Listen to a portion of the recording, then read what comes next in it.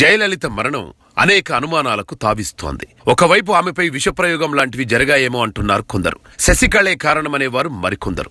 నేరుగా ప్రధానికే లేఖ రాసి మరీ జయ మృతి వెనుక రహస్యాల్ని బయటపెట్టాలని కూడా కోరుతున్నారు. ఇలాంటి అనుమానాస్పద స్థితిలో మరో ప్రచారం కూడా తాజాగా మొదలైంది. అయితే ఇందులో నేరుగా దేవాది దేవుడు శివుడినే ఇన్వాల్వ్ చేస్తున్నారు. అమ్మ అభిమానులు కూడా ఆమె మరణానికి కారణం మహేశ్వరుడే అనుకుంటున్నారు.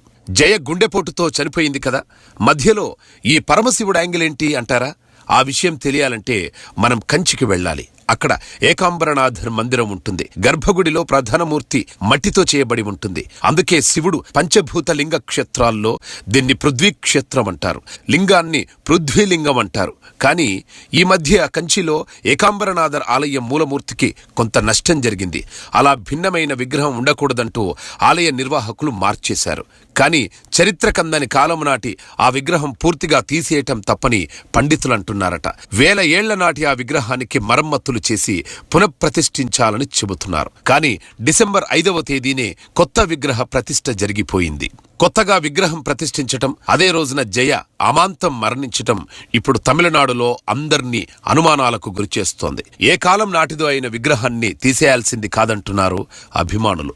ఇందులో నిజానిజాలు ఎంతో గాని ఇప్పుడు చేయగలిగింది కూడా ఏమీ లేదు.